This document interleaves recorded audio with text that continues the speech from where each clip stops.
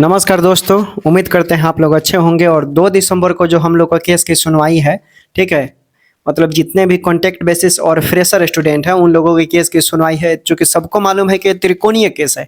एक तरफ बिहार सरकार है, एक तरफ वैसे स्टूडेंट है जिन्होंने एग्जाम पास किया है, और एक तरफ वैसे स्टूडेंट दावा कर रहे हैं जो एग्जाम बेसिस का समर्थन नहीं कर रहे हैं। उनका कहना है कि हमें मार्क्स पे नौकरी मिलनी चाहिए, ठीक, जिसके उपलक्ष्य में बहुत सारे SLPA हुए हैं।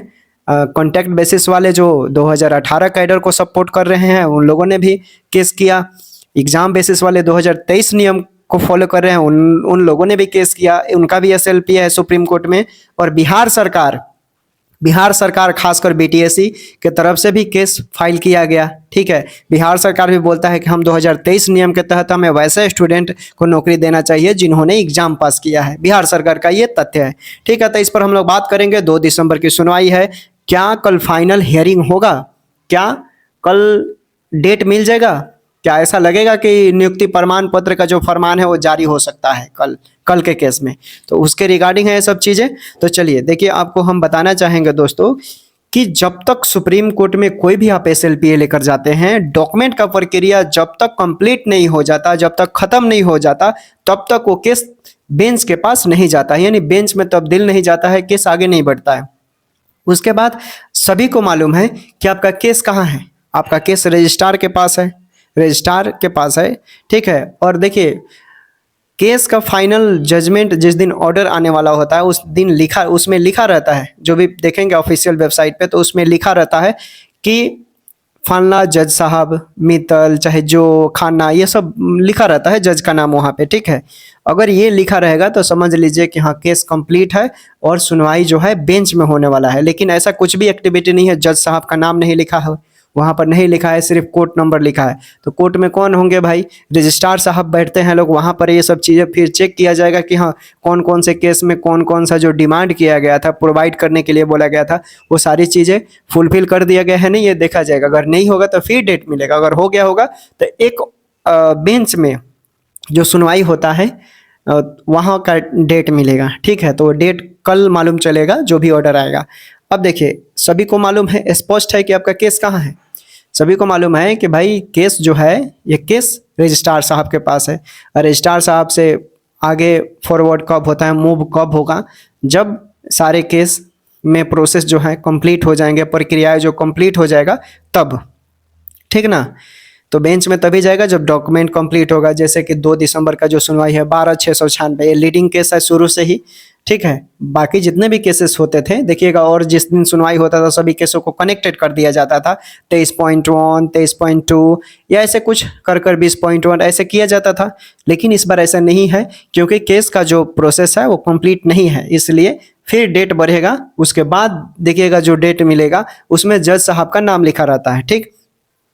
अब देखिए, एक चीज़ है दोस्तों, बिहार सरकार कैसे मालूम चलेगा कि बिहार सरकार ने काउंटर फाइल किया है या नहीं? आप जैसे केस है आपका 12/696, आप उसी में देखेंगे तो काउंटर फाइल हो गया है। 12/696 में स्पेशल काउंटर फाइल हो गया है।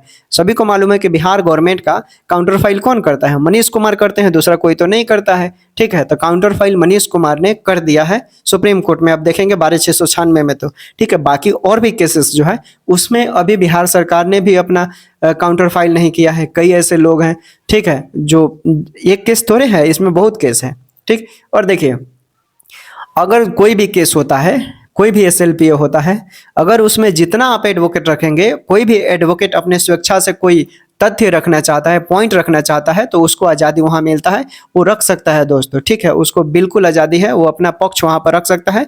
हाँ, रिप्रेजेंट करना ये मेन पॉइंट होता है। किसी भी केस को अलग मुद्दे तक टॉप पर ले जाना और जीत दिलवाना है, ये रिप्रेजेंट से ही केस जीत मिलता है। तथ्यों को तोड़ मरोड़ कर पेश करना, ये सबसे इम्पोर्टेंट पॉइंट होता है, ठीक। आपको मालूम है कि अब देखिए, सभी को मालूम है कि सुप्रीम कोर्ट ने जो ऑर्डर दिया है बिहार को लेकर, ठीक, बिहार में BTSC JEE को लेकर, देखिए डिग्री डिप्लोमा BTech वाले हैं उनको लेकर ऑर्डर दिया है। आंध्र प्रदेश को देखिए, उनको लेकर, वो भी एग्जाम का ही था ना, आंध्र प्रदेश देखिए, राजस्थान देखिए, इस सब को लेकर सुप्रीम कोर्ट ने जो ऑर्डर दिया है, एक चीज़ तो क्लियर है कि जिन लोगों ने जिनका परीक्षाएं हो गया है, रिजल्ट हो गया है, उसको फेल करना बहुत मुश्किल है, ठीक है। और एक और चीज़, देखिए जो लोग दावे बोल रहे हैं कि मार्क्स बेसिस से नौकरी होगा, ये भूल जाइए। इस केस में बेहिचक बोल रहे हैं, इसमें मार्क्स बेसिस पर नहीं होगा तो नहीं होगा। हाँ, बेशक ये अलग है कि 2018 कैडर के मुताबिक आपका जीत होगा, ठीक है। 2018 कैडर रूल के मुताबिक इस केस को फाइनल करार दिया जाएगा। लेकिन एक सबसे इम्पोर्टेंट पॉइंट है दोस्तों कि जितने लोग भी कंप्लीट हैं, परीक्षा में पास हैं, ठीक है, पूर्ण रूप से जिनका डॉक्यूमेंट वेरिफिकेशन भी हो गया है, उसको लेकर भी उन्हें बाहर नहीं निकाला जाएगा। अब बाहर कौन होंगे? जो लोग फेल हो गए हैं परीक्षा में, वो लोग बाहर हो जाएंगे, फाइनली बाहर हो जाएंगे सुप्रीम कोर्ट के ऑर्डर के मुताबिक। हाँ, कई अगर आप राजस्थान केस देखेंगे, ठीक है, वहाँ भी जुडिशरी का जो परीक्षा हुआ था जिसमें सुप्रीम कोर्ट ने ऑर्डर दिया, उसमें कई ऐसे स्टूडेंट थे जिनका कहना था, जिन्होंने केस भी किया, और उस केस में उनका भी कहना था कि नहीं, इसको कैंसिल किया जाए और कैंसिल कर फिर नए तरीके से बहाली को निकाला जाए। लेकिन सुप्रीम कोर्ट ने इस चीज़ को खंडित किया कि ऐसा करना भी भारतीय संविधान का आर्टिकल 14 और 16 का उल्लंघन होगा। क्यों होगा?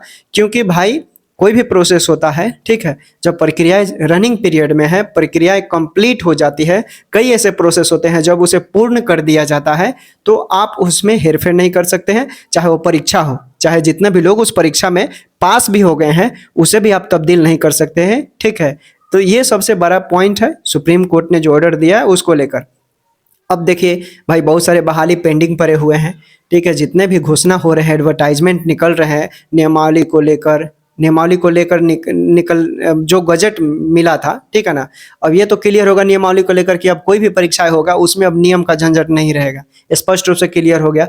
गजट में ये भी तैयार होगा कि अब जो भी परीक्षाएं होगी बीटीएससी लेगा, लेकिन उसमें आपको परीक्षा देना पड़ेगा, जो लोग पास होंगे, उत्तीर्ण होंगे, उन्हीं को मौका मिलेगा। ये तो स्पष्ट हो गया। तो आपको जितना भी होता है, जैसे आप ड्रेसर कर लीजिए, ड्रेसर का भी 3,500 बहाली आने वाला है। फार्मासिस्ट का देखिए तो उसमें 2500 बहाली, 22,000 समथिंग आने वाला है। ये चीज़ें है। एएनएम जो रोस्टर तैयार करने के लिए 21,000 बोला है, वो भी देखिए 15 दिन का समय दिया, 15 दिसंबर तक आपका निकल जाएगा, ठीक ना। तो ये सब चीज़ें हैं। और बीटीएससी जेई का तो नोटिस भी निकल चुका है सुप्रीम कोर्ट के मुताबिक। अब देखेंगे जेई ने तो उसमें डीवी का डेट निकल गया, ठीक है, डॉक्यूमेंट वेरिफिकेशन का डेट निकाल दिया। अब ये जो लोग केस किए थे, ठीक है ना, केस किए थे कि फिर से इसको रीचेक करने के लिए, तो उसमें कोई ज़्यादा हेर फेर नहीं होने वाला है। जो ऑर्डर पहले से अगर हेर फेर होने वाला भी होता तो स्टे लग जाता, ठीक है, लेकिन ऐसा कुछ नहीं है, नहीं होने वाला है। क्योंकि जब बीटीएससी ने नोटिस निकाल दिया कि नहीं, अब इसमें आगे प्रक्रिया किया जाएगा, सुप्रीम कोर्ट का आदेश है, तो होगा, ये होगा और होगा भी, ठीक ना।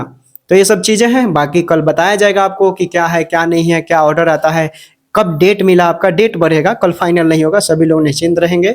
हाँ, और जितने भी एग्जाम वाले हैं, जिन्होंने पास किया है परीक्षाएं, आप ऑल दर्जे पे हैं। और देखिए नियुक्ति मिलेगा, ये हम बार बार बोल रहे हैं ना, नियुक्ति आपको मिलेगा। और ये सुप्रीम कोर्ट बोलेगा, देखिएगा, बीटीएससी को, बिहार गवर्नमेंट को बोलेगा कि आप आगे की प्रक्रियाएं जारी करवाइए नियुक्ति प्रमाण पत्र के लिए, ये आपको सुनने को मिलेगा। हाँ, ये अलग बात है कि आपका ज्वाइनिंग जो होगा 2025 के चुनाव से पहले होगा। ठीक, टेक केयर, बाय बाय, अपना ख्याल रखें, पढ़ते रहें, सेट उठ मारते रहें, जरूर जमकर मेहनत कीजिए।